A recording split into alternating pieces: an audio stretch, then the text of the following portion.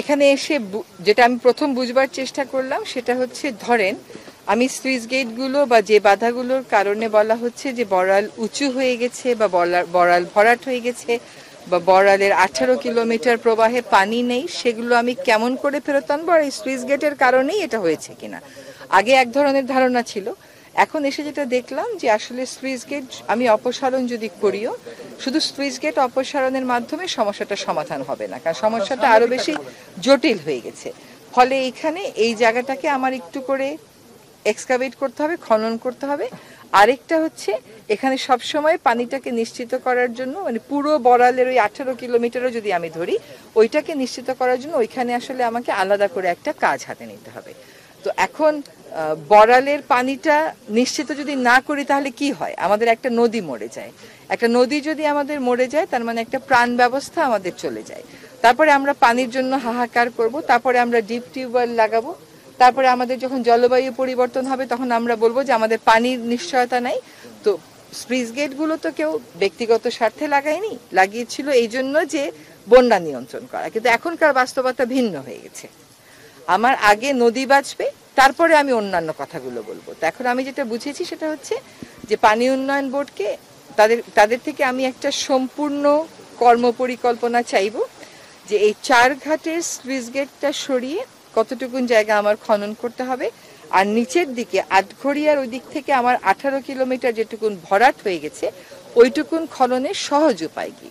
খননের যদি উপায় আমাকে বলা হয় জমি অধিগ্রহণ করে খনন, ওটাতে আমি নিরুৎসাহিত বোধ করি, কারণ আমি দেখেছি যে সরকারি ঢুকে জমি অধিগ্রহণের প্রক্রিয়া শেষ হওয়াটা খুবই জটিল। তো প্রাকৃতিক উপায়ে কতটুকুন আমরা ফেরত আনতে পারি, সেটার জন্য কি পরিকল্পনা হতে পারে, এটা পানি উন্নয়ন বোর্ডের কাছে চাইবো। এবং পানি উন্নয়ন বোর্ডকে যেটা আমার পক্ষ থেকে মেসেজ, সেটা হচ্ছে নদীটাকে একটা প্রাণ ব্যবস্থা, প্রাকৃতিক সিস্টেম হিসাবে দেখেই তাকে পরিকল্পনা করতে হবে। যখন এগুলো পরিকল্পনা করা হয়েছে তখন দেশে পরিবেশ সংরক্ষণ আইন ছিল না, নদী রক্ষা কমিশন আইন ছিল না, এখন তো এগুলো আইন হয়েছে, বাস্তবতার নিরিখেই হয়েছে। সরকার যখন একটা আইন করে তার একটা জনস্বার্থমূলক দিক থাকে। তখন পানি উন্নয়ন বোর্ডের একচ্ছত্র মতামত ছিল, এখন তো তার একচ্ছত্র মতামত থাকবে না।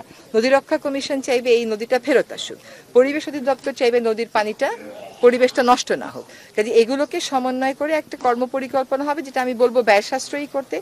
এক পরিকল্পনা দিয়ে আমি নদীকে ধ্বংস করলাম, আবার শত কোটি টাকার আরেক পরিকল্পনা নিয়ে আমি নদীটাকে বাঁচিয়ে আনবো, এইটা কোনো উন্নয়নের ধারা হতে পারে না।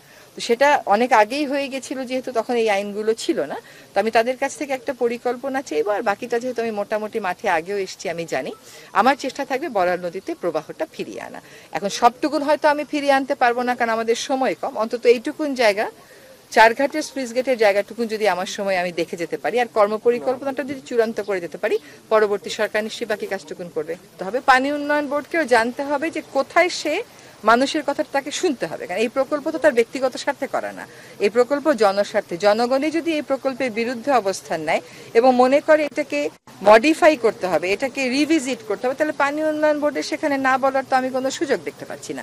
সে যেই প্রকল্পই করুক না কেন ওটা জনগণের অর্থে করবে, কাজে জনগণের মতামত সেখানে অবশ্যই প্রতিফলিত হতে হবে।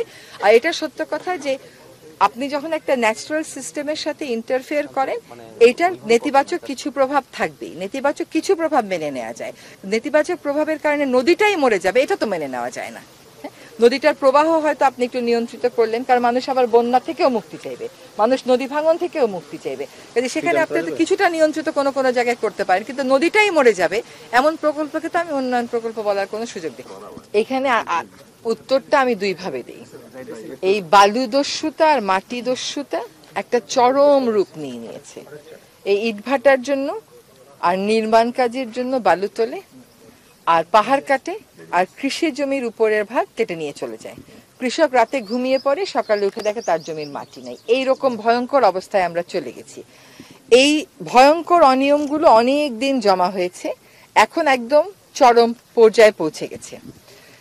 আমরা সেদিন 3 জন উপদেষ্টা, স্বরাষ্ট্র উপদেষ্টা, আমি এবং ভূমি উপদেষ্টা, আমরা একসাথে 64 জেলার ডিসির সাথে বসেছিলাম, এসপির সাথে বসেছিলাম, শুধুমাত্র বালু উত্তোলনটাকে নিয়ন্ত্রণে আনবার জন্য নির্দেশনা দিতে।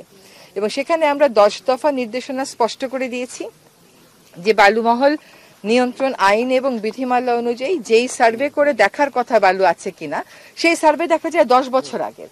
10 বছর পরে আর ওখানে বালু নাই, তাও ওই একই জায়গায় ইজারা দেয়া হচ্ছে, আর যে ইজারা পাচ্ছে সে গিয়ে পাশের জায়গা থেকে বালু তুলছে। আমরা বলেছি নতুন করে এই সার্ভেগুলো করতে হবে, তাদেরকে নিয়মিত অভিযান করতে হবে। তাদের একটা যুক্তি হচ্ছে যে আমরা দিনের বেলা অভিযান করি, এখন ওরা রাতের বেলা তোলে।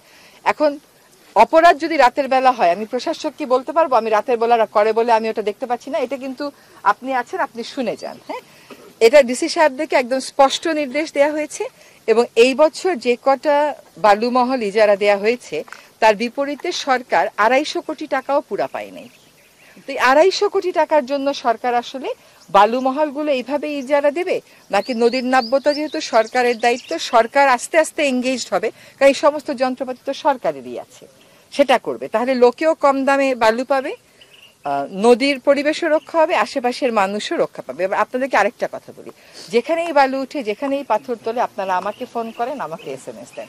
সেটা যখন আমি বেলা ছিলাম তখন পরিবেশের সব দিক আমি দেখতাম, কিন্তু এখন আলাদা আলাদা মন্ত্রণালয়, যেমন বালু হচ্ছে ভূমি, খনিজ হচ্ছে বিদ্যুৎ জ্বালানি ও খনিজ। তার অর্থ এই না সরকারে থাকলে সবকিছুরই দায়িত্ব নিতে হয়, সেটা নেব।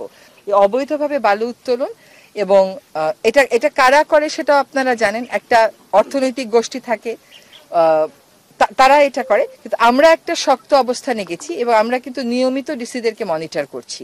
যে এটা মাত্রই 3-4 দিন আগে আমরা সভাটা করলাম, কোন জায়গায় আমি নিজে ফোন পেয়ে মাঝরাতেও কোনো ডিসিকে ঘুম থেকে উঠে বলেছি যে আপনি লোক পাঠান।